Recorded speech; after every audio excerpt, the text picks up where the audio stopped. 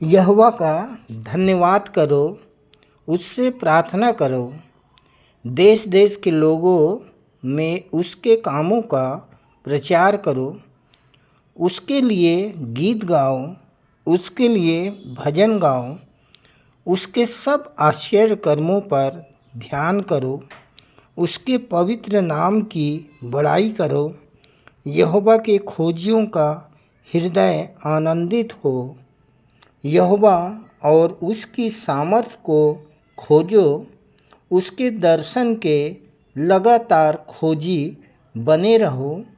उसके लिए उसके किए हुए आश्चर्य कर्म स्मरण करो, उसके चमत्कार और निर्णय हम स्मरण करो। हे उसके दास इब्राहिम के वंश, हे याकूब की संतान, तुम तो उसके चुने हुए हो। वही हमारा परमेश्वर यहोवा है। पृथ्वी भर में उसके निर्णय होते हैं। मैं मुख्य आचार्य R.K. सोनवानी आप सभी को जय मसीह की। आज की ऑनलाइन रविवारी आराधना परमेश्वर पिता, परमेश्वर पुत्र और पवित्र आत्मा के नाम से प्रारंभ करते हैं। आमीन और आमीन। आप सबको जय मसीह की। मेरा नाम राजेश्वरी राय है। मैं टिकारी से आती हूँ। मुझे शैतानी शक्ति लगी हुई थी। यहीं की प्रार्थना दुआ से मैं ठीक हुई हूँ। और शादी होने के बाद मैं पेट में थी, तब मेरा बच्चा हुआ, वो 600 ग्राम का था। परमेश्वर पिता ने उसे बचाया, उसके लिए धन्यवाद करती हूँ। अब सर्वप्रथम पिता परमेश्वर का धन्यवाद करती हूँ कि मुझे प्रथम प्रार्थना के लिए दिया गया, और अपने संचालक मंडल का भी धन्यवाद करती हूँ। आइए प्रार्थना करें। हाथों को जोड़े, आँखों को बंद करें और अपना मन परमेश्वर यहोवा की ओर ध्यान करें।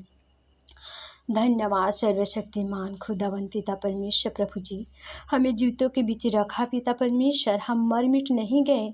आपका करुणा का फल है कि हम जीवित पवित्र पाए गए पिता। रात्रि के समय में सुखदायक नींद दिया, सुबह का सुंदर प्रकाश दिखलाया पिता, उसके लिए धन्यवाद करते हैं। धन्यवाद करते पिता परमेश्वर की हमें हर बुराइयों से, हर दुर्घटना महाजात से बचाए रखना पिता परमेश्वर प्रभु जी। आज विश्राम के दिन में प्रभु जी हम सब भाई बहन आपके महिमा के लिए इकट्ठे हुए हैं, तो होने देना गीतों का गाया जाना, वचन का पढ़ा जाना, संदेश का दिया जाना, प्रभु भोज का दिया जाना, भेंट का चढ़ाया जाना, सब ग्रहण योग्य हो पिता। है सबसे प्रार्थना है पिता। धन्यवाद करते पूरे हफ्ते हमें संभाले रखा पिता जी, उसके लिए आपको धन्यवाद करते हैं। हमारे संचालक जी के लिए, सह संचालक जी के लिए, संचालिकाओं के लिए, आचार्य गणों को सर्वशक्तिमान हाथ में सौंपते हैं। प्रकाशन दर्शन से भरिएगा पिता। धन्यवाद करते हैं और आगे की विशेष आराधना को आपके पवित्र हाथ में सौंपते हैं, और धन्यवाद के साथ छोटी दुआ प्रभु यीशु मसीह के मीठे धन्य मधुर नाम से मांगते हैं। आमीन।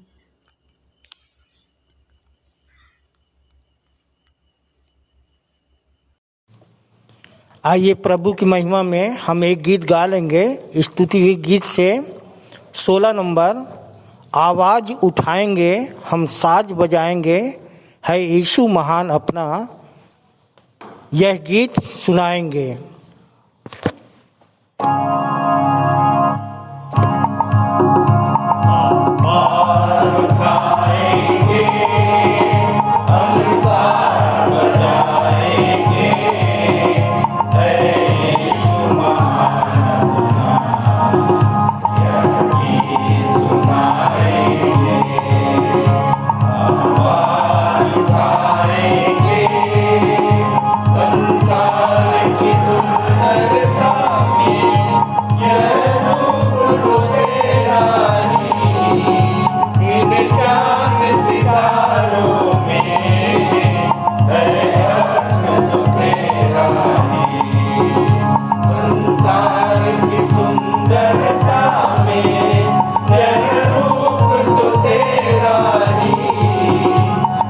चांद सितारों में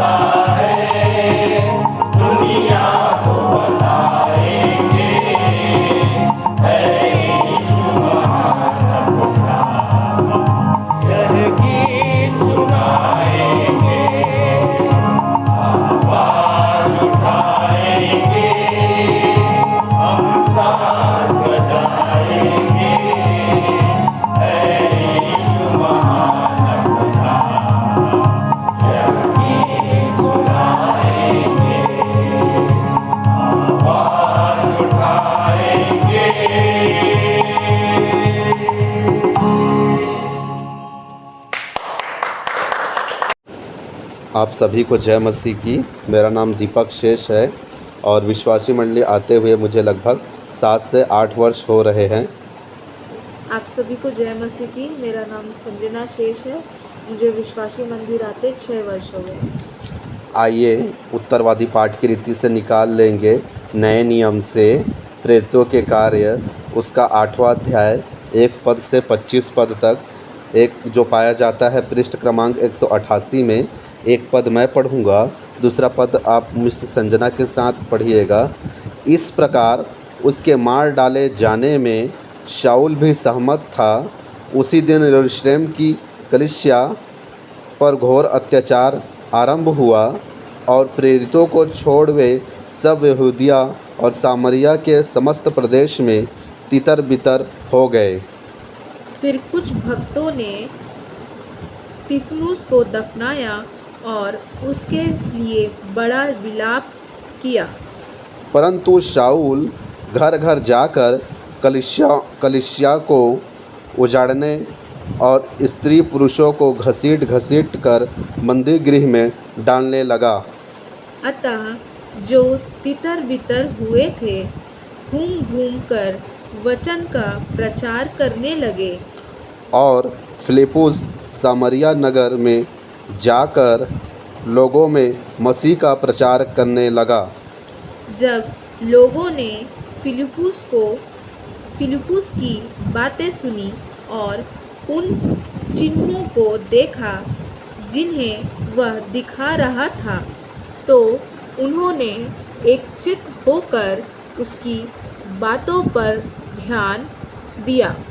क्योंकि बहुत लोगों में से अशुद्ध आत्माएं बड़े शब्द से चिल्लाती हुई निकल रही थी तथा अनेक जो लकवे के मारे और लंगड़े थे चंगे किए जा रहे थे। और उस नगर में बड़ा आनंद छा गया। वह शमौन नामक एक मनुष्य था जो पहले उस नगर में जादू टोना किया करता और एक महान पुरुष होने का दावा करके सामरिया के लोगों को आश्चर्य में डाला करता था। वे सब छोटे से लेकर बड़े तक उस पर ध्यान देकर यह कहते थे, यह व्यक्ति परमेश्वर की वह शक्ति है जो महान कहलाती है। वे उस पर इसलिए ध्यान देते थे कि उसने अपने जादू के कार्यों द्वारा उन सब को लंबे समय से आश्चर्य में डाल रखा था। परंतु जब उन्होंने फिलिप्पुस का विश्वास किया जो परमेश्वर के राज्य का सुसमाचार और यीशु के नाम का प्रचार करता था, तो क्या पुरुष क्या स्त्री सब बपतिस्मा लेने लगे। और स्वयं शमौन ने भी विश्वास किया तथा बपतिस्मा लेकर फिलिप्पुस के साथ रहने लगा। वह चिन्हों तथा बड़े बड़े आश्चर्य कर्मों को होते देखकर चकित हुआ करता था। जब यरूशलेम में प्रेरितों ने सुना कि सामरियों ने परमेश्वर का वचन ग्रहण किया है, तो उन्होंने उनके पास पतरस और यूहन्ना को भेजा। उन्होंने वहां पहुंचकर उनके लिए प्रार्थना की कि वे पवित्र आत्मा पाए, क्योंकि वह अब तक उनमें से किसी पर नहीं उतरा था। उन्होंने केवल प्रभु यीशु के नाम से बपतिस्मा लिया था।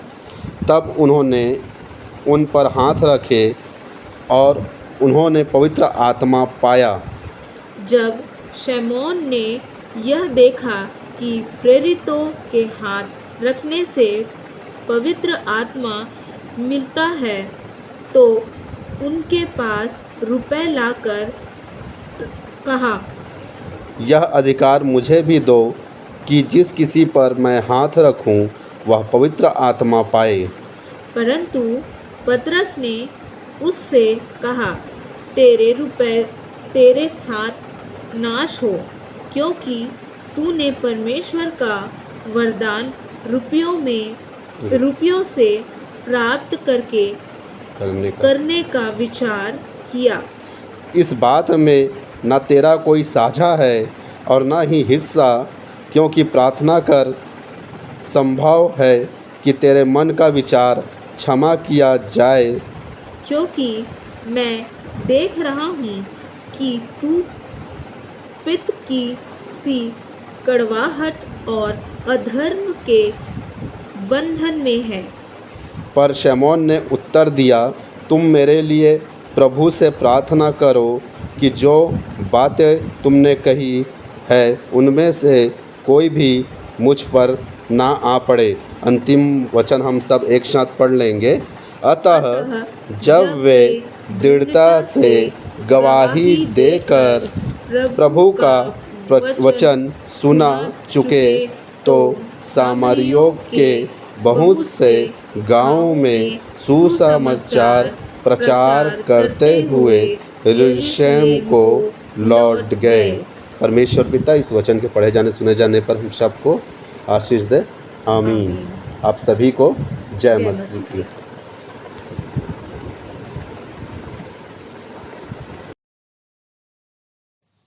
आइए हम विश्वास वचन बोलें। मैं सर्वशक्तिमान पिता पर स्वर्ग और पृथ्वी के सृजनहार परमेश्वर पर विश्वास रखता हूँ। मैं उसके एकलौते पुत्र हमारे प्रभु यीशु मसीह पर, जो पवित्र आत्मा के सामर्थ के द्वारा कुमारी मरियम से जन्मा, जिसने पोंतियुस पिलातुस के राज्य में दुख उठाया, जो क्रूस पर टांगा गया और मारा गया, जो गाड़ा गया और अदृश्य लोक में पहुंचा, और तीसरे दिन मृतकों में से फिर जी उठा, जो स्वर्ग पर चला गया और सर्वशक्तिमान पिता परमेश्वर के दाहिने हाथ विराजमान है, और जीवितों और मृतकों का न्याय करने फिर आने वाला है। विश्वास रखता हूँ मैं पवित्र आत्मा पर, पवित्र सारी कलीसिया पर, संतों की संगति पर, देह के पुनरुत्थान पर, पापों की क्षमा पर और अनंत जीवन पर विश्वास रखता हूँ। आमीन। सामान्य सामाजिक एवं पारिवारिक कलीसियाई प्रार्थना सह संचालिका डॉक्टर अल्पना राम जी से हम सुन लेंगे। आइए प्रार्थना करें। सियोन की स्तुति के सिंहासन पर विराजमान हमारे अविनाशी अद्वैत जीवित पिता परमेश्वर, बड़े धन्यवाद के साथ आपके पास आते हैं प्रभु जी, कि प्रभु आपने हमको जीवित रखा और फिर से एक बार अवसर दिया कि हम इस आराधना में शामिल हो सके। प्रभु जी, जिन बातों को स्वर्गदूत देखने की लालसा रखते हैं प्रभु जी, वो सौभाग्य आप हमें प्रदान करते हैं। प्रभु जी, हम आपका हृदय से धन्यवाद देते हैं पिता। प्रभु जी, इस मनुष्य जाति को आपने अपनी समानता में बनाया। प्रभु, हम पापी होकर गिर गए पिता परमेश्वर, उसके बावजूद आज आप हमारे अंदर आकर हमें अपने स्तर तक ऊपर उठा लिया प्रभु जी। आपने हमको स्वर्ग और पृथ्वी का सारा अधिकार दे दिया प्रभु जी। पिता, हम आपका बहुत धन्यवाद देते हैं कि आज हम फिर से एक बार आपकी समानता में हो गए प्रभु जी। और पिता, आपने हमसे कहा कि तुम परमेश्वर का मंदिर हो, परमेश्वर का आत्मा तुम्हारे अंदर निवास करता है। प्रभु जी, आपने हमसे ये भी कहा कि तुम ईश्वर हो। हम इन सब बातों के लिए आपका धन्यवाद देते हैं प्रभु जी। हम धन्यवाद देते हैं पिता परमेश्वर, हमारे मांगने से पहले और हमारे सोचने से बढ़कर प्रभु आप हमें देते हैं। जो बातें आँखों ने नहीं देखी, कानों ने नहीं सुना और जो बातें मनुष्य के चित्त में नहीं चढ़ी वे ही हैं जो आप अपने प्रेम रखने वालों के लिए तैयार करते हैं। आज की प्रभु इस विशेष दिन के लिए हम धन्यवाद देते हैं जिसको आपने पवित्र ठहराया है और हमें आपस की संगति का मौका दिया। प्रभु जी, आपका हृदय से धन्यवाद देते हैं पिता परमेश्वर, इस सुंदर स्थान के लिए, सुंदर मौसम के लिए जो आपने हमको दिया है। पिता परमेश्वर, हम धन्यवाद देते हैं इस संगति के लिए। प्रभु जी, हम जहाँ कहीं पर भी हैं प्रभु जी, हम आपके आत्मा में होकर एक दूसरे के साथ संगति कर सकते हैं और ये संगति हमारे लिए बेशकीमती है प्रभु जी, क्योंकि इसमें आप उपस्थित रहते हैं। आपने कहा जहाँ 2 या 3 मेरे नाम से उपस्थित होते हैं मैं उनके बीच में रहूँगा। प्यारे प्रभु, हम आपसे विनती और प्रार्थना करते हैं हमारे इस विश्वासी मंदिर कलीसिया के लिए। धन्यवाद देते हैं प्रभु, इस कलीसिया को आपने स्थापित किया है और प्रभु जी आप ही ने इसे सींचा है और आप ही हैं जो इसको बढ़ा रहे हैं पिता। और प्रतिदिन ये कलीसिया बढ़ती चली जाती है। जैसे पहली शताब्दी में प्रभु जी नए लोगों को आप प्रतिदिन कलीसिया में मिलाते थे, आज यही नज़ारा हम यहाँ देखने पाते हैं। इसलिए प्रभु, हम इस बात को जानते हैं कि आपका आत्मा यहाँ पर निरंतर कार्य करता है। इसके लिए धन्यवाद करते हैं और प्रार्थना करते हैं प्रभु जी कि हम सब भी ईमानदारी से आपकी आज्ञाओं को मान सकें। प्रभु जी, आज के इस पवित्र दिन में पिता, पूरे पृथ्वी पर पिता परमेश्वर जहाँ कहीं भी आपके नाम से आराधनाएं होती हैं प्रभु जी, आपकी उपस्थिति वहाँ पर हो, हर एक जन उत्साहित हो सके, हर एक जन पवित्रता से आपकी आराधना कर सके पिता परमेश्वर, आत्मा और सच्चाई से आराधना कर सके, क्योंकि ऐसे ही आराधकों को आप ढूंढते हैं। सामर्थी पिता परमेश्वर, आज बहुत सारे सताव के कारण पिता कई सारी कलीसियाएं बंद हैं पिता परमेश्वर, वहाँ पर ताले लगे हुए हैं, परंतु किसी न किसी रीति से वो आराधनाएं चला रहे हैं। ऑनलाइन के माध्यम से चला रहे हैं, फ़ोन के माध्यम से चला रहे हैं, गूगल मीट के माध्यम से चला रहे हैं, या अन्य जो भी माध्यम हो परमेश्वर, वहाँ पर भी आपकी उपस्थिति हो। और प्रभु जी, जो लोग हैं जो विरोध करते हैं वे इस बात को जान सकें कि परमेश्वर का काम किसी भी के रोकने से नहीं रुकता है प्रभु जी, और एक दिन वे भी समर्पित होकर आपके चरणों पर आ सके। और प्रभु जी, हम इस बात को जानते हैं कि आप ही ऐसा संभव कर सकते हैं पिता। प्रभु जी, हम विनती और प्रार्थना करते हैं इस अपनी कलीसिया के छोटे बालकों के लिए पिता परमेश्वर, जो छोटी भेड़ों की नाई हैं पिता परमेश्वर। प्रभु जी, और टीचर्स के लिए विनती करते हैं जो संडे स्कूल में इनको शिक्षा देते हैं, बच्चों को हरी हरी चराइयों में चराते हैं। प्रभु जी, आप बच्चों को ज्ञान बुद्धि दीजिए कि वे सीख सकें और आगे चल के इस मंदिर के खंभा बन सकें प्रभु जी। और टीचर्स को भी ऐसा बोझ दीजिए कि वो पूरे बोझ के साथ इन बच्चों को सिखा सकें पिता। प्रार्थना करते हैं पिता परमेश्वर महिलाओं के लिए जो इस कलीसिया में आती हैं पिता परमेश्वर। प्रभु जी, बहुत ही संघर्षपूर्ण जीवन रहता है कई महिलाओं का, हम यहाँ पर सुनते हैं पिता परमेश्वर, परंतु फिर भी वो आपके कलीसिया में ईमानदार हैं। और प्रभु जी, बहुत सारे हमारी महिलाएं हैं जो दूर दूर तक जाकर कार्य भी करती हैं। प्रभु, सबों को बहुत आयत की आशीष दीजिए और प्रभु होने दीजिए कि आपकी सामर्थ उनको प्राप्त हो सके। विनती और प्रार्थना करते हैं जवानों के लिए प्रभु जी। पिता परमेश्वर, प्रभु आपका वचन हमें बताता है कि हे जवान, अपनी जवानी के दिनों में अपने सृजनहार को स्मरण रख। प्रभु जी, ये वो दिन होते हैं जब बच्चे बिगड़ जाते हैं पिता परमेश्वर, संसार उनको खींच लेता है, परंतु प्रभु जी, यीशु मसीह भी जवान थे, शैतान ने उनकी परीक्षा हर तरह से किया परंतु वो विजयी रहे। प्रभु, आप हमारी सहायता कीजिए कि हमारे कलीसिया के जो जवान बच्चे हैं प्रभु, वो शैतान की हर परीक्षा में विजयी हो सकें। प्रभु जी, प्रार्थना और विनती करते हैं पिता परमेश्वर हमारी योजनाओं के लिए। प्रभु जी, सब योजनाओं को आप पूर्ण करिए, आपके सामने रखते हैं पिता परमेश्वर। प्रभु, आपने हमको एक बहुत ही बेशकीमती स्थान दिया है प्रभु जी, होने दीजिए कि इस स्थान में जो आपकी योजना है वो पूर्ण हो सके। कोर्ट केस चल रहा है परंतु परमेश्वर पिता, हम जानते हैं आपकी मर्ज़ी पूरी होगी। प्रभु, आपने हमको अब तक ये स्थान दिया, इसके लिए बहुत धन्यवाद करते हैं। मंदिर के संचालक जी के लिए भी प्रार्थना करते हैं, उनको प्रभु आप दर्शन प्रकाशन देते हैं और वो हमको सिखाते हैं और अपने जीवन से दिखाते हैं। उनको और उनके परिवार को बहुत आशीष दीजिए प्रभु जी। पिता, प्रार्थना करते हैं हमारे सब आचार्यों के लिए जो अपने कार्यों को पूरा करते हैं जो दायित्व उनको सौंपा गया उसको निभाते हैं। प्रभु उन सबों को भी आप बहुत आयत की आशीष दीजिए, किसी के जीवन में कोई घटी कमी न रहने पाए पिता।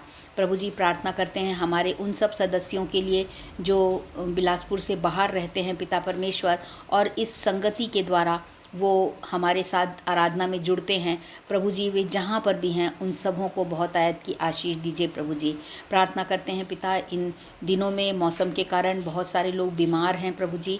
कई लोग हैं जो शैतानी शक्तियों से ग्रसित हैं पिता, और भी अन्य समस्याएं हैं, पारिवारिक है, मानसिक है, आत्मिक है। प्रभु जी सबों की समस्याओं को आप दूर करें पिता परमेश्वर।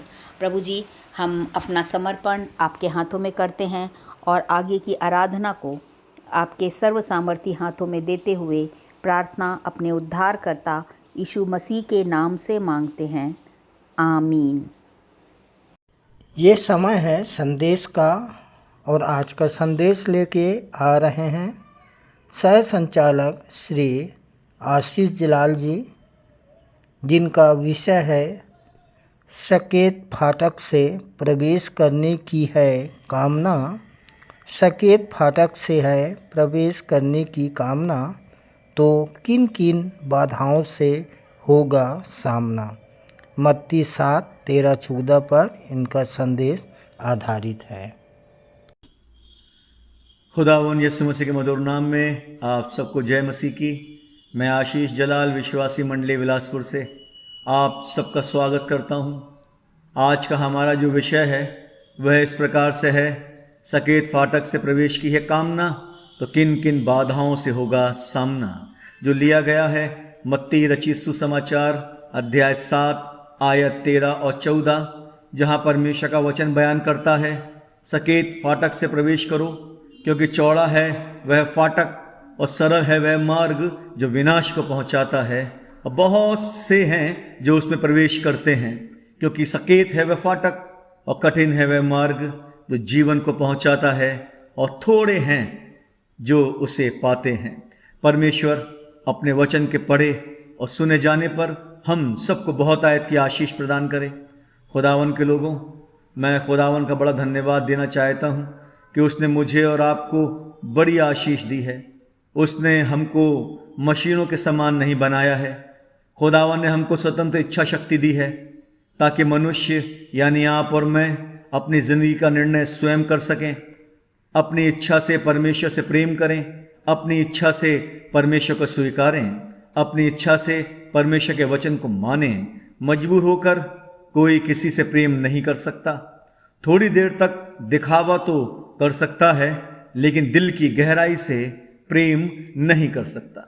इसी कारण परमेश्वर ने मनुष्यों को यानी आपको और मुझको स्वतंत्र इच्छा दी कि हम परमेश्वर की राह में अपने व्यक्तिगत निर्णय से आगे बढ़ें। इसीलिए परमेश्वर का वचन व्यवस्था विवरण 11:26 में कहता है, सुनो मैं आज के दिन तुम्हारे आगे आशीष और श्राप दोनों रख देता हूँ।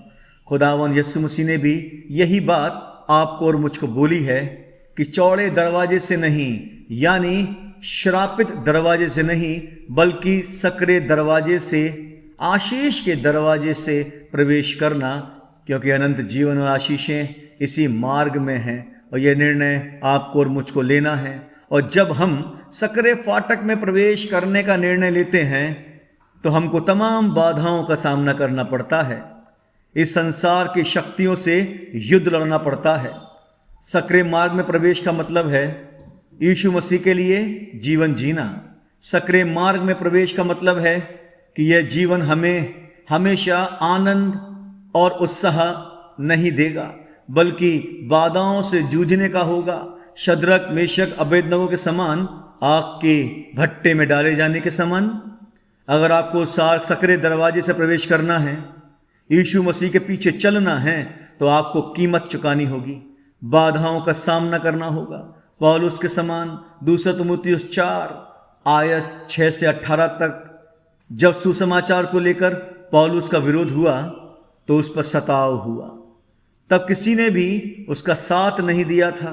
वह कहता है सब ने मुझे छोड़ दिया। हाँ प्रियो, पौलुस दिल से कहता है सब ने मुझे छोड़ दिया है। हाँ खुदावन के लोगों, सकरे द्वार में प्रवेश का मतलब यीशु मसीह के पीछे चलना है। और जब आप यीशु के पीछे चलते हैं, आपके परिवार के लोग, आपके दोस्त, आपकी पत्नी, आपका पति, आपका भाई, आपकी बहनें, आपके बच्चे आपको छोड़कर जा सकते हैं, आपका विरोध कर सकते हैं, आपके ऊपर सताव हो सकता है, आपके ऊपर बाधाएं आएंगी ताकि आप अपने विश्वास से मुकर जाएं। दानियल के समान आपको भी भूखे शेरों की मान में डाला जा सकता है। आपकी आलोचना की जाएगी, बुराइयां की जाएंगी, दल संगठन आपके विरोध में आ जाएंगे, आपको लोग परेशान करेंगे। ऐसे समय में आपको कहना है जो पौलुस ने कहा था। हाँ प्रियो, पौलुस ने कहा था जब उसके ऊपर सताव हुआ तो वो कहता है तो क्या हुआ, प्रभु मेरे साथ है। हाँ प्रियो, तो क्या हुआ कि लोग आलोचनाएं कर रहे हैं, क्या हुआ लोग विरोध में चले गए हैं, क्या हुआ परिवार ने छोड़ दिया है, प्रभु तो मेरे साथ है। हाँ प्रियो, जब आपके ऊपर बाधाएं आए, जब आपके ऊपर सताव हो तो आपको भी यही कहना है तो क्या हुआ, प्रभु यीशु मेरे साथ हैं। क्योंकि खुदावन यीशु मसीह ने भी मत्ती 5:12 में यही कहा था, जब सताव हो, बाधाएं आए तो आनंदित और मगन होना, क्योंकि स्वर्ग में तुम्हारे लिए बड़ा फल है। प्रियो, मुझे मालूम है विश्वास के कारण आप तमाम बाधाओं का सामना कर रहे हैं। शायद आप ऐसी बाधाओं का सामना कर रहे हैं जो मैं नहीं जानता, सताव जो मैं समझ भी ना पाऊं, लेकिन मैं आपको बताना चाहता हूं, जब हम सकरे दरवाजे से प्रवेश करते हैं, जब सताव को झेलते हैं, जब मुसीबतें आपके मेरे जीवन के अंदर आती हैं, तब परमेश्वर आपको और मुझको छोड़ता नहीं है, वह हमको आशीषित करता है। प्रिय अजीजों, जब सताव से हम गुजरते हैं, जब हम सताव का सामना करते हैं, जब बाधाएं हमारे जीवन के अंदर आती हैं, तो परमेश्वर हमको आर्थिक आशीष देता है। मैं ये नहीं कहता कि आप करोड़पति बन जाएंगे, लेकिन मैं आपको परमेश्वर के वायदे को याद दिलाना चाहता हूँ। परमेश्वर के कलाम में लिखा हुआ है, परमेश्वर का वचन कहता है, यहोवा तेरे लिए अपने आकाश रूपी उत्तम भंडार खोलकर तेरी भूमि पर मेह बरसाया करेगा और तेरे कामों पर आशीष देगा। तू बहुतेरी जातियों को उधार देगा, किसी से तुझे उधार लेना ना पड़ेगा। दूसरी आशीष, आपको परमेश्वर आदर और सम्मान से भर देगा। परमेश्वर का वचन कहता है, धन्य हो तू नगर में, धन्य हो तू खेत में, धन्य हो तू भीतर आते समय और धन्य हो तू बाहर जाते समय। तीसरी आशीष प्रियो अजीजों, विजय होने की आशीष है। परमेश्वर का वचन कहता है, यहोवा ऐसा करेगा कि तेरे शत्रु जो तुझ पर चढ़ाई करेंगे वे तुझ से हार जाएंगे और तेरे सामने से 7 मार्गों से भाग जाएंगे। चौथी आशीष है सफलता की आशीष। खुदा का कलाम कहता है, तेरे खत्तों पर और जितने कामों में तू हाथ लगाए उन सबों पर यहोवा तुझे आशीष देगा। खुदावन के लोगों, ये तमाम आशीषें व्यवस्था विवरण की पुस्तक अध्याय 28 में मिलती हैं। यह वह आशीषें हैं जो सकरे मार्ग में खुदावन यीशु मसीह आप और मुझको देना चाहता है, जिसमें खुदावन यीशु मसीह स्वयं चले और कहा, मेरा जुआ सहज और मेरा बोझ हल्का है, तुम्हारी आत्मा को विश्राम दूंगा। खुदावन के लोगों, सकरा मार्ग बिना बलिदान के प्रवेश की अनुमति नहीं देता। बाधाओं का सामना करना होगा, तभी आप आशीषित जीवन जीने पाएंगे। प्रियो, सकरा मार्ग परमेश्वर की संतान बनने का मार्ग है। सकरा मार्ग परमेश्वर की संतान के रूप में आशीषित जीवन जीने का नाम है। सकरा मार्ग खुदावन यीशु मसीह के साथ चलने का मार्ग है। छोटे से मनन के ऊपर परमेश्वर हम सबको बहुत आयत की आशीष दे। God bless you. सुंदर संदेश के लिए सह संचालक श्री आशीष जलाल और उनके पूरे परिवार को प्रभु बहुतायत की आशीष दे। प्रभु भोज विधि का संचालन आचार्य श्रीमती प्रेमलता पटनायक के द्वारा। आप सबों को जय मसीह की। मेरा नाम श्रीमती प्रेमलता पटनायक है। सर्वप्रथम उस जीते परमेश्वर को धन्यवाद देना चाहूँगी कि परमेश्वर के वचन में से मुझे बोलने का मौका मिला है। प्रियो, जो अभी समय है वो प्रभु भोज का है और मैं बाइबिल में से आपको एक घटना बताना चाहूँगी जो कि लूका रचित सुसमाचार उसका 23 अध्याय उसका 39 से 43 पद को अगर हम पढ़ेंगे तो वहाँ पर 2 डाकुओं के विषय में वर्णन किया गया है। प्रियो, जब प्रभु यीशु को क्रूस पर लटकाया गया था वहाँ पर 2 डाकुओं को पहले से ही लटकाए गए थे। ये जो 2 डाकू थे कुकर्मी थे, अर्थात बुरे काम करने वाले, जैसे पाप, बुराई, व्यभिचार, हत्या, चोरी और नाना प्रकार के गंदे काम ये करते थे। इसलिए इन्हें क्रूस पर मृत्यु की सजा दी गई थी, क्योंकि रोमी साम्राज्य के समय उस समय नियम था कि जो इस प्रकार के बुरे काम करता था, गुनाह अपराध करता था, उसे क्रूस की मृत्यु की सजा दी जाती थी। अब प्रश्न ये उठता है, तो फिर प्रभु यीशु मसीह को उस क्रूस की मृत्यु की सजा क्यों दी गई थी, क्यों उसे क्रूस पर लटकाया गया था? क्योंकि प्रभु यीशु मसीह ने किसी प्रकार के गुनाह अपराध नहीं किए थे। तो प्रियो, मैं आपको बताना चाहूँगी कि प्रभु यीशु मसीह को इसलिए क्रूस पर लटकाया गया था क्योंकि प्रभु उस समय सारे जगत के पापों का दंड को अपने ऊपर ले लिया था, जिससे हम पापों में ही ना मरे और न ही मृत्यु के पश्चात हम नरक जाएं। इसलिए परमेश्वर की योजना के तहत उसे कलवरी क्रूस पर लटकाया गया था।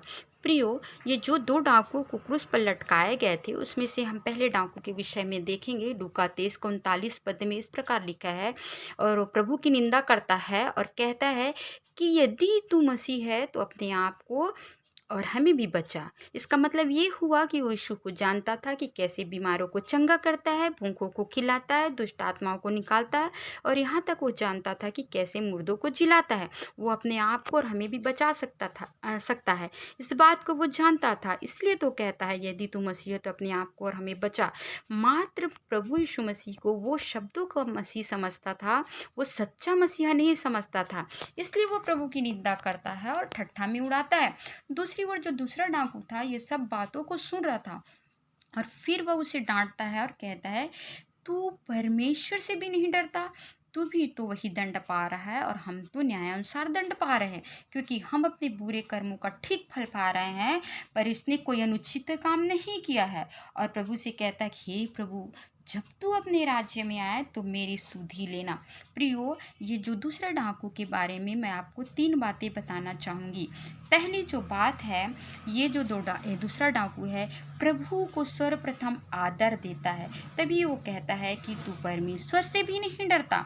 दूसरी जो बात है, ये अपने पापों को, गुनाहों को, अपराधों को स्वीकार करता है प्रभु के सामने। और तीसरी जो बात है, विश्वास करता है, तभी वो कहता है कि जब तू अपने राज्य में आए तो मेरी सुधि लेना।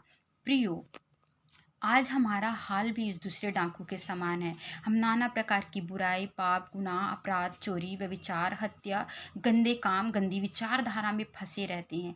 प्रियो, अभी जब हम प्रभु भोज में सम्मिलित होने जा रहे हैं तो हम मौका है, ये जो दूसरा डाकू के समान सर्वप्रथम हम प्रभु को प्रथम स्थान दें, आदर करें प्रभु का, प्रभु की भोज का आदर करें।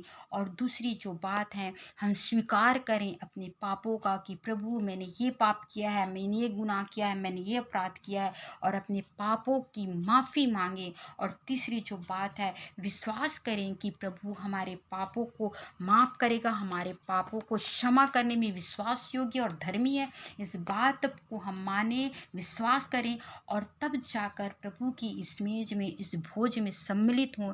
तब हमारा प्रभु का भोज ये जो लेना है सार्थक होगा, और तभी हम प्रभु की भोज में उचित रीति से ले सकेंगे।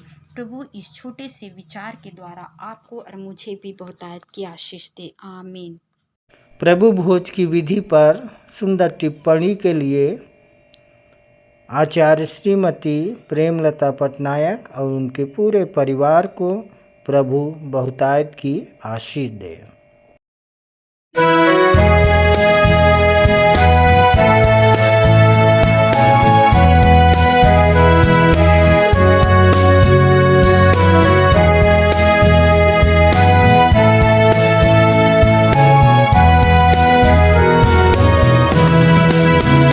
धन्यवाद सदा प्रभु ख्रीष्ट तुझे, तेरे सन्मुख शीश नवाते हैं। हम तेरी आराधना करने को दरबार में तेरे आते हैं। धन्यवाद सदा प्रभु ख्रिस्ट तुझे।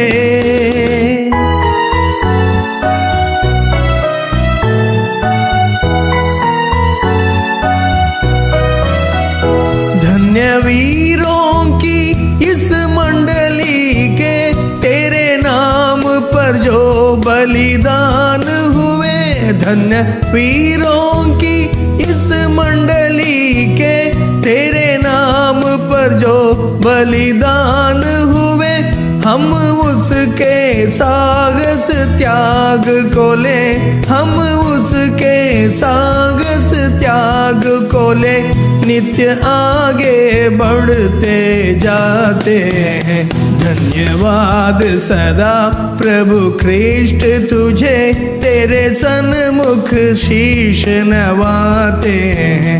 हम तेरी आराधना करने को दरबार में तेरे आते हैं। धन्यवाद सदा प्रभु ख्रिस्ट तुझे।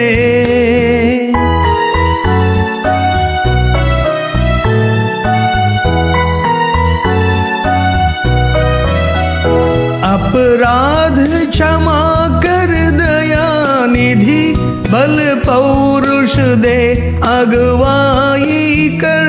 अपराध क्षमा कर दया निधि, बल पौरुष दे अगुवाई कर। फिर अपने तन मन जीवन को, फिर अपने तन मन जीवन को वेदी पर आज चढ़ाते हैं। धन्यवाद सदा प्रभु ख्रिस्ट तुझे, तेरे सन्मुख शीश नवाते हैं। हम तेरी आराधना करने को दरबार में तेरे आते हैं। धन्यवाद सदा प्रभु ख्रिस्ट तुझे।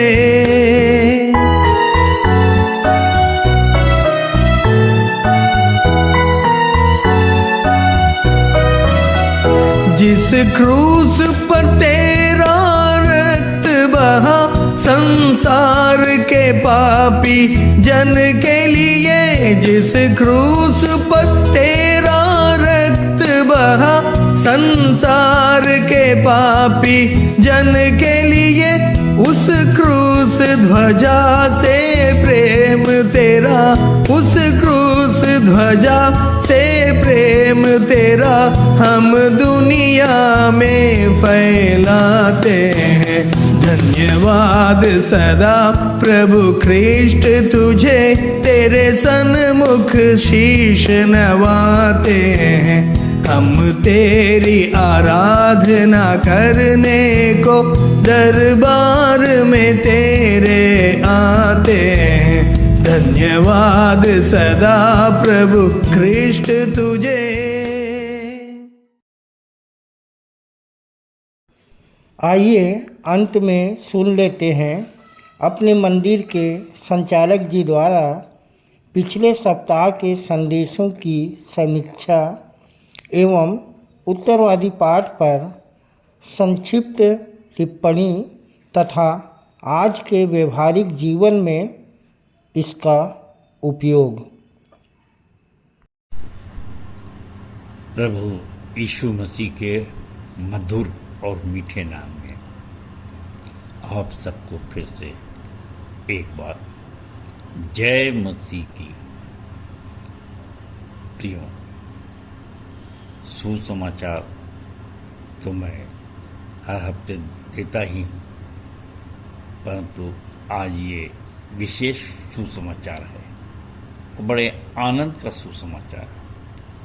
और वो क्या है कि कलीसियाओं पे अत्याचार सताव बढ़ रहे हैं। अक्सर ये शब्द सुनने पे बड़ा आज के समय में अजीब सा लगता है। ये कैसी बातें कर रहा हूँ। कलीसिया पर सताव हो रहा है, अत्याचार बढ़ रहे हैं। और प्रचारक कह रहे हैं, मैं कह रहा हूँ, ये बड़े आनंद की बात है। आनंद मनाइए, आइए इस बात का पर्व मनाएं, पर्व की तरह जैसे हम क्रिसमस मनाते हैं, ख्रीष्ट पुनरुत्थान दिवस मनाते हैं, उसी तरह से हमको ये जो सताव हो रहा है इस पर भी आनंद मनाना चाहिए। और देखिए आज का जो सुसमाचार है वो कहाँ से प्रारंभ होता है, क्यों हमें आनंद मनाना चाहिए। आज के समय में कितने लोग इसको जश्न आज़ादी का पर्व मना रहे हैं, ये सब प्रश्न लिए हुए हम आगे बढ़ते हैं आज के उत्तरवादी पाठ पर, और वो है प्रेरितों के काम 8:1-25 और शुरू की 3 आयतें मैं आपके सामने पढ़ रहा हूँ। और ये मैं गिडियन बाइबल से पढ़ रहा हूँ, क्योंकि पुरानी बाइबल में कुछ शब्द अंतर पड़ते हैं, तो मिला लीजिएगा। ये शुरू की 3 आयतें हैं, प्रेरितों के काम 8। इस प्रकार उसके मार डाले जाने में शाऊल भी सहमत था। उसी दिन यरूशलेम की कलीसिया पर घोर अत्याचार प्रारंभ हुआ और प्रेरितों को छोड़ वे सब यहूदिया और सामरिया के समस्त प्रदेशों में तितर बितर हो गए। फिर कुछ भक्तों ने स्तुफनुस को दफनाया और उसके लिए बड़ा विलाप किया, परंतु शाऊल घर घर जाकर कलीसिया को उजाड़ने और स्त्री और पुरुषों को घसीट घसीट कर बंदी गृह में डालने लगा। और प्रियो, ये शाऊल कौन था, इसके बारे में अपन ऊपर देख रहे हैं। थोड़ा सा पीछे जाकर 7:98 से पढ़ रहा हूँ। वे उसे खदेड़ कर नगर से बाहर ले गए और उसका पत्थरवाह करने लगे। गवाहों ने अपने चोगे उतारकर शाऊल नाम एक नवयुवक के पास रख दिए। जब वे पत्थरवाह कर रहे थे तो स्तफनुस ने प्रार्थना की, हे प्रभु मेरी आत्मा को ग्रहण कर। और अपने घुटने के बल गिरकर वह जोर से चिल्लाया, प्रभु यह पाप उन पर मत लगा। यह कहकर वह सो गया। सो प्रियो, अत्याचार की कड़ी में स्तुफनुस पे पत्थरवाह किया गया और उसको मार डाला गया। और देखिए स्थिति क्या होती है कि पहले तो ये बहुत दुखद घटना लगती है, परंतु कितने आनंद की बात है कि मृत्यु हमारे लिए दुख का विषय नहीं है। यह इसलिए भी कि आपने देखा कि स्तफनुस को जो पत्थरवाह करके जब मार डाला गया और जो पत्थरवाह किया जा रहा था, तो शाऊल जो आगे चलकर पौलुस बनता है। और देखिए पौलुस बनने में उसका कितना बड़ा हाथ है। परमेश्वर की कैसी योजना होती है कि एक प्रचारक को ख़त्म करो और उसके बाद उससे बढ़कर कोई दूसरा प्रचारक वहाँ पे सामने आकर प्रचार करे। और हम सब जानते हैं कैसे शाऊल का फिर प्रेरितों के काम 9 में परिवर्तन हुआ और वही फिर पौलुस बन गया। और फिर आज हमारे हाथ में जो बाइबिल है, इसी पौलुस ने इस बात की गवाही दिया कि मैं भी उसमें शामिल था, स्तफनुस को पत्थरवाह किए जाने पर उसको मार डालने में सहयोगी था।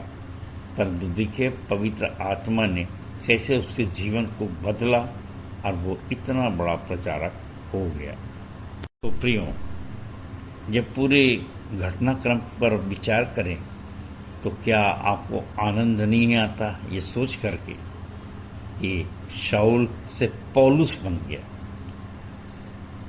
और यही हमारे लिए एक आनंद की बात है, एक पर्व है।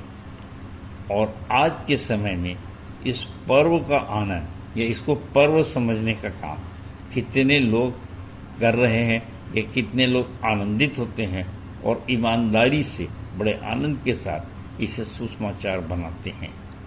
ये आज का चिंतनीय विषय है, क्योंकि मैं समझता हूँ कि बहुत सी ऐसी बातें होती हैं जिससे लगता है कि हाय हाय हम मारे जा रहे हैं, हमको कोई बचाने वाला नहीं है, हमको बचाया जाए, हमको बचाया जाए। ये इस प्रकार की जो विचारधारा जब अन्यत्यों तक पहुँचेगी तब वे भी कहेंगे कहाँ गया आपका जीवता परमेश्वर, क्यों आपकी मदद नहीं कर रहा। और प्रियो, बात बात में मैं इस बात को कहता हूँ कि बड़े आनंद के साथ हमको कहना चाहिए जब वो कहते हैं आप सबको हम मिटा देंगे, जेलों में डालेंगे, इत्यादि इत्यादि बहुत सी बातें। हमारे पास तो थानेदार है, पुलिस वाले, हमारे पास तो मंत्री संतरी हैं, सारे अधिकारी हमारे कब्जे में हैं। इतने आनंद की बात है कि हम धीरज से कह देते हैं कि भाई हमारे पास मसीहा है। तो ये देखिए, ये जो सताव है, अत्याचार है, इसको आनंद में, पर्व में कैसे बदला जा सकता है। अब उसके लिए अपन 4 से 8 पद में देखते हैं कि एक नया प्रचारक, नए जोश, नई उमंग से फिलिपुस प्रचार करने जा रहा है। उस समय जितने भी प्रचारक थे वे निराश नहीं हुए, वे नर्वस नहीं हुए, वे अपने घर को लौट नहीं गए, परंतु प्रचार करने के लिए सामरियों के देश में पहुंच गए और वहां प्रचार करने लगे। तो सामरिया में फिलिपुस का कैसे प्रचार हो रहा है, 4 पद।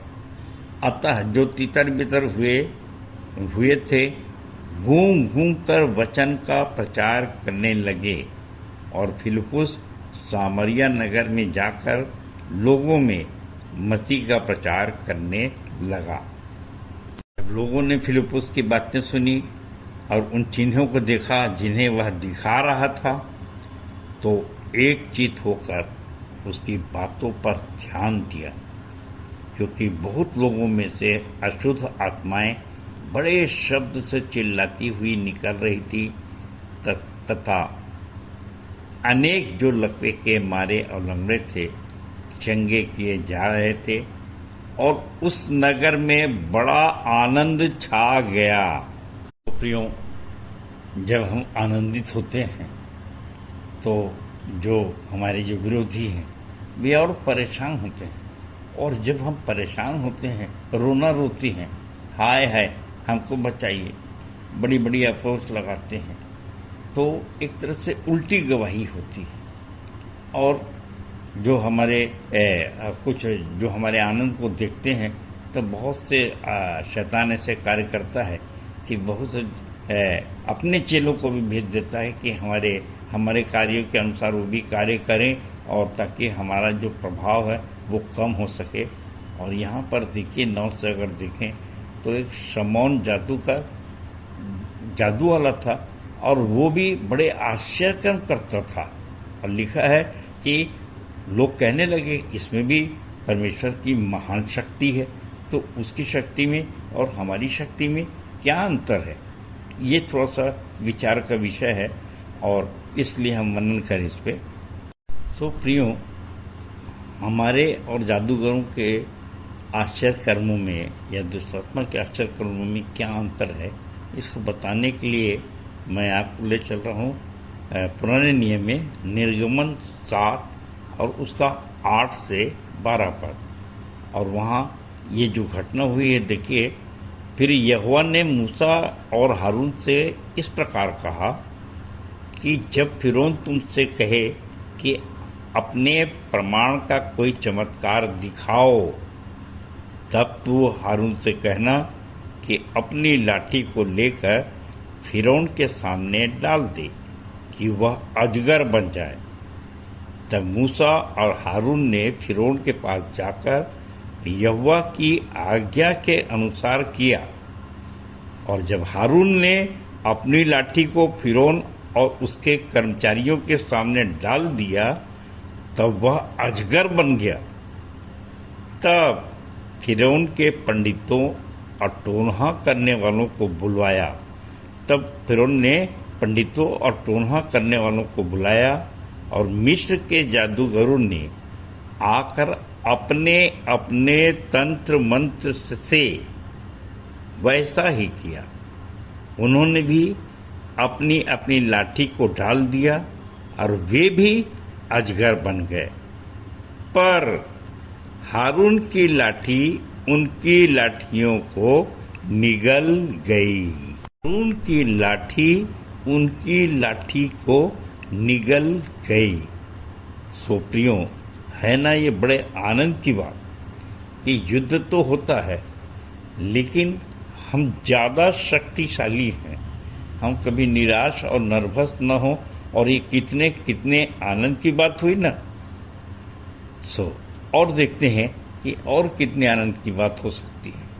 देखिए 13वें पद में शमौन कैसे बदलता है, ये टोन्हा जो है इसके विषय में।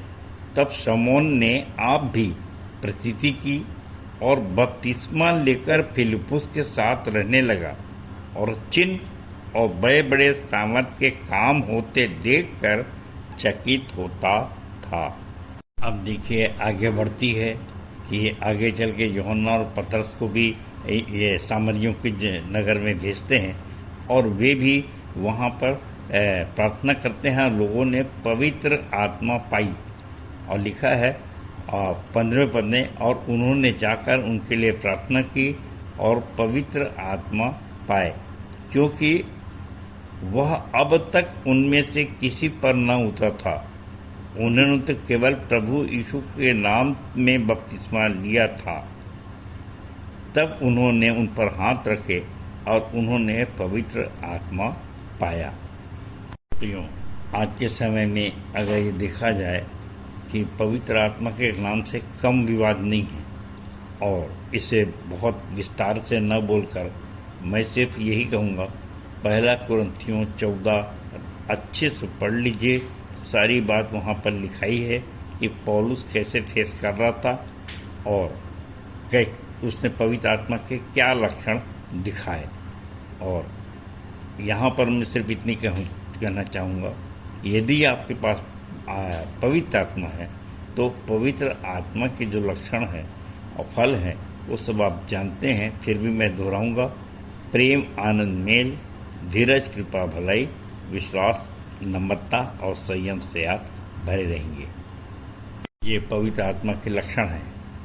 परंतु कोई और अगर बातें दिखाई जा रही हैं तो सतर्क रहिए, क्योंकि आपके बाजू में फिर से कोई शैतान समा सकता है। और देखिए यही शमौन जो जादूगर है, ये विश्वास तो कर लिया था, इनके पीछे आ गया था, बपतिस्मा भी ले लिया था, परंतु इसने भी वही पवित्र आत्मा पाने का प्रयास किया। और क्या कहता है ये देखिए 20वें पद में, और ये 18 से पढ़ रहा हूँ।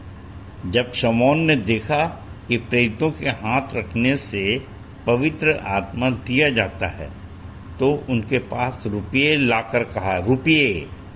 नगद लाकर कहा कि यह अधिकार मुझे भी दो कि जिस किसी का पर हाथ रखूं वह पवित्र आत्मा पाए।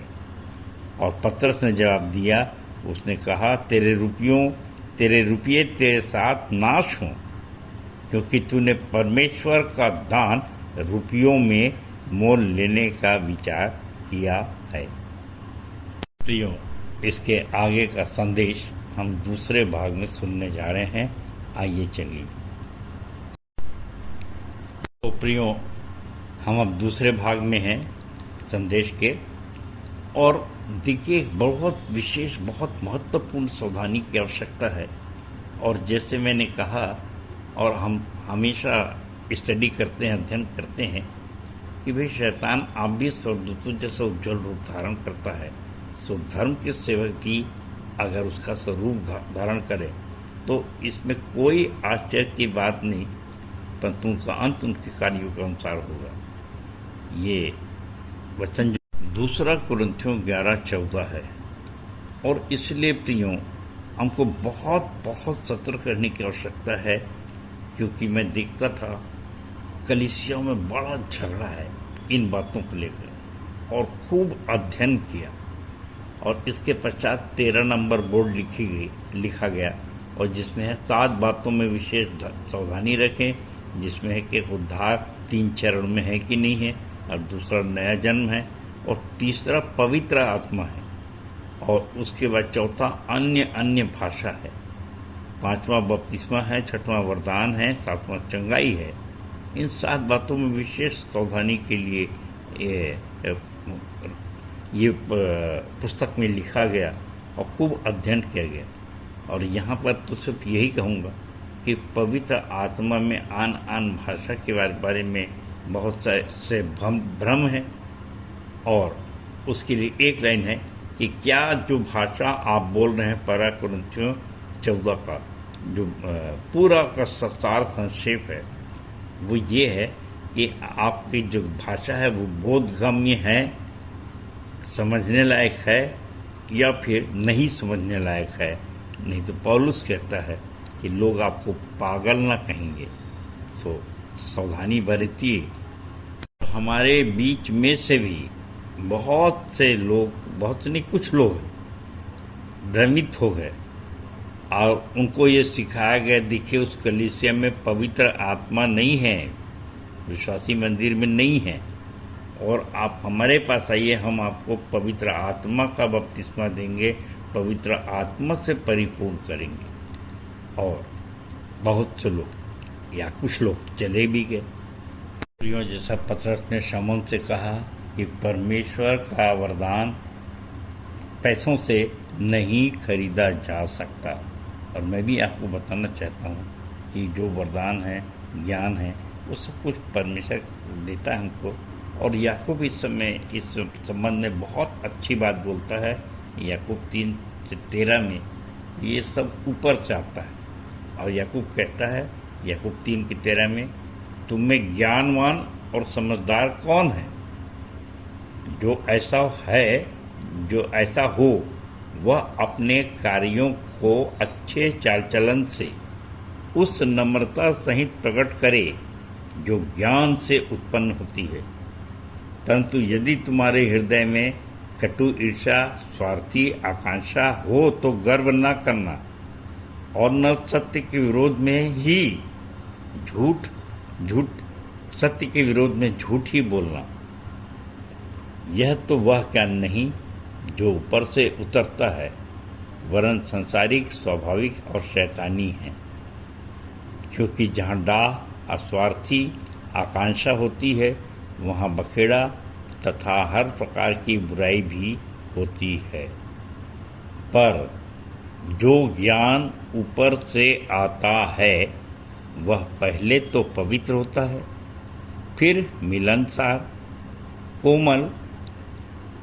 कोमल विचारशील, करुणामय और अच्छे फलों से लदा हुआ, स्थिर और कपट रहित होता है। मेल मिलाप करने वाले उस बीज को जिसका फल धार्मिकता है, मेल के साथ बोते हैं। इतनी आनंद की बात है कि शमौन ने दूसरी बार उन लोग से निवेदन किया कि मेरे लिए प्रार्थना करिए। और 24वें पद में इस प्रकार से लिखा है, पर शमौन ने उत्तर दिया, तुम मेरे लिए प्रभु से प्रार्थना करो कि जो बातें तुमने कही है उनमें से कोई भी मुझ पर ना आ पड़े। हमने देखा कि सताव और उसके बाद मिलने वाले आनंद की अनुभूति हमने किया है। और इसी संबंध में एक कविता की कुछ लाइनें मैं आपके सामने प्रस्तुत करना चाह रहा हूँ, जो लिखी हुई है 180 नंबर पृष्ठ 5वें नंबर की मेरी कविता है, सोने वाले जा। और उसमें के कुछ अंश। इन क्लेशों से मसीहियों का बहुत पुराना नाता है प्रमाण मेरी इस बात का स्तिफनुस, पौलुस, सिलास और यूहन्ना बपतिस्मा दाता है। शद्रक, मेशक, अबेदनगो और दानियल की है अपनी कहानी भूखे सिंह, धधकती आग के बीच भी जिनने मृत्यु पर्यंत रहने की ठानी। न द्वेष, न क्रोध, न जुलूस, न नारा, बस एक ही बात कहते धीरज से, हमें नहीं चाहिए छुटकारा। अरे दुख उठाने के लिए हमने खुदा बाप से मांगी जिंदगानी है। हमें तो जश्ने आज़ादी का पर्व, हमें तो जश्ने आज़ादी का पर्व इन नई आत्माओं के साथ मनानी है। और इसीलिए खुदा बाप ने दी हमको उकाब की नई जवानी है। और हम जो भाग गए डरकर, तो यह हमारे लिए अभिशाप है, क्योंकि जीना हमारे लिए मसीह है और मर जाना लाभ है। तो नदियां नहीं डुबा सकती हैं तुझको, और न जला सकती है आग, ऐ सोने वाले जाग और मुर्दों में से जीव, तब मसीहा की ज्योति तुझ में चमकेगी। प्रियो, आइए इस सताव के समय में, जबकि कलीसिया पे अत्याचार सताव हो रहा है, हम इसे जश्न आज़ादी का पर्व समझें और बड़े आनंद के साथ मनाएं, क्योंकि वचन कहता है 2 कुरिन्थियों 4:17 में कि क्योंकि हमारा पल भर का यह हल्का सा क्लेश एक ऐसी चिरस्थायी महिमा उत्पन्न कर रहा है जो अतुल्य है। सो इस अतुल्य आनंद के लिए मैं और आप बड़े आनंद के साथ, बड़ी उमंग के साथ और बड़े जोश के साथ, उत्साह के साथ हम इस अत्याचार के आनंद को और त्योहार को और पर्व को और जश्न को मनाएं। परमेश्वर अपने वचन के कहे जाने पर आशीष दे सबको। जय मसीह की, जय मसीह की और जय मसीह की। धन्यवाद। प्रभु सबको आशीष दे, वचन के कहे जाने पर आशीष दे। धन्यवाद। उत्तरवादी पाठ पर सुंदर सारगर्भित एवं व्यवहारिक टिप्पणी के लिए अपने संचालक जी का बहुत बहुत धन्यवाद करते हैं। तालियां। हम अपनी आराधना के अंतिम भाग में हैं। अंतिम गीत गाएंगे हमन गाना गावो से 22 नंबर, तुम तो मसीहा मोरी आँखों के तारे। अंतिम प्रार्थना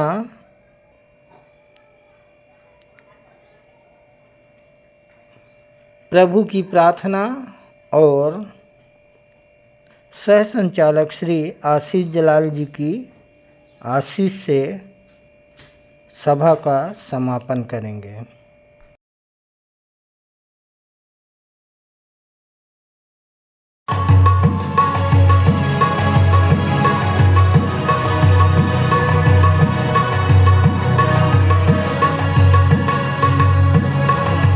तो मसीहा मोरी आँखों के तारे, बोलो न मोरी खबरिया, मसीह बोलो न मोरी खबरिया। तुम तो मसीहा मोरी आँखों के तारे, बोलो न मोरी खबरिया, मसीह बोलो न मोरी खबरिया। राह बाट हम भूले फिरत हैं, पाप की बांधे गठरिया। राह बाट हम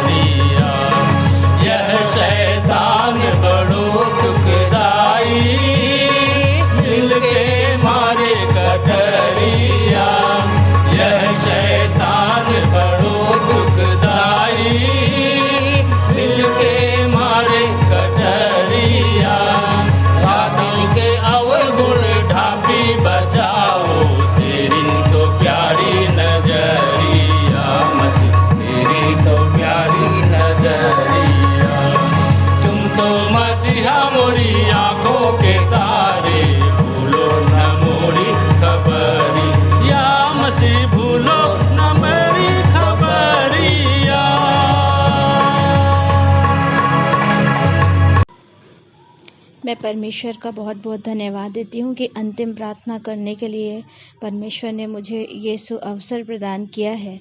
मेरा नाम श्रीमती मल्लिका ब्राउन है।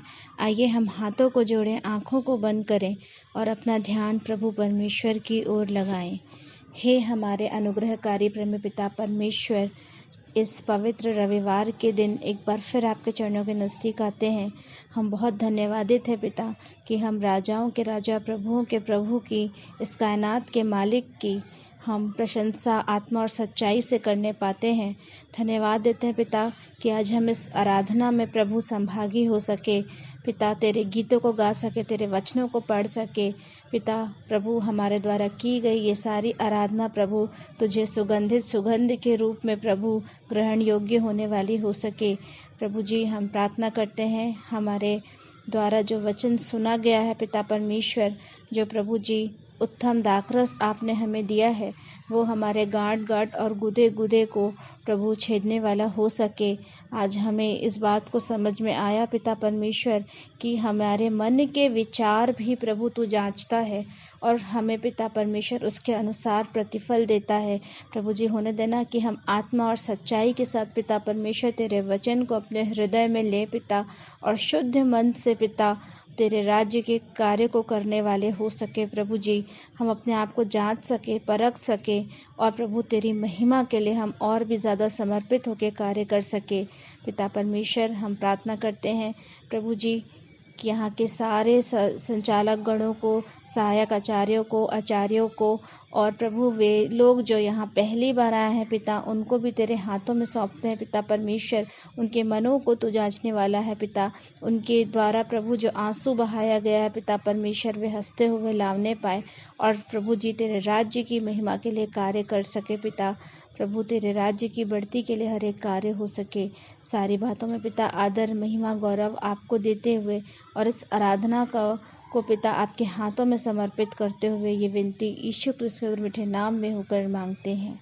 आमीन आमीन।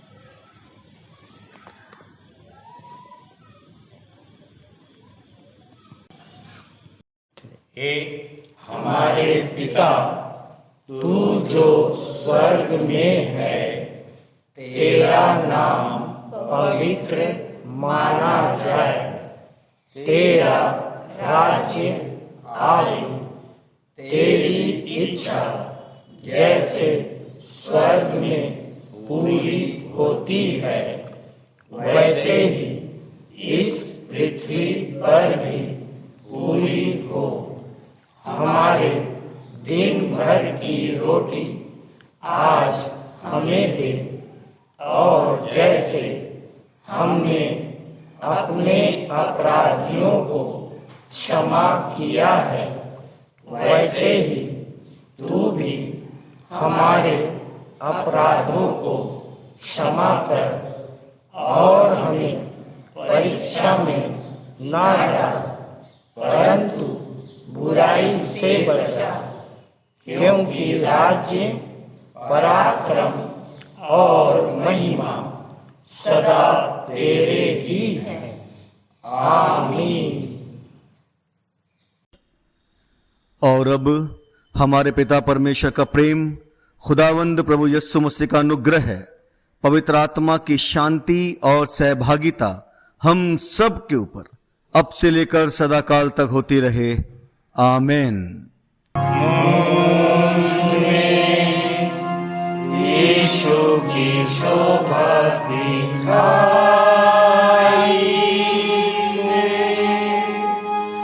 उसका अद्भुत प्यारा संगीत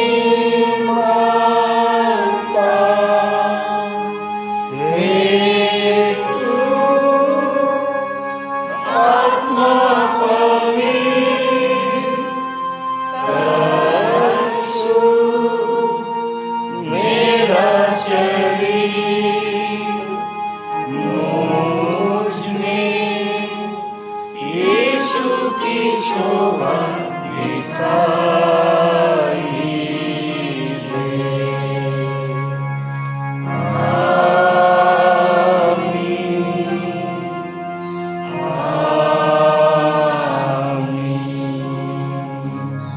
आप सबको जय मसीह की। जय मसीह की।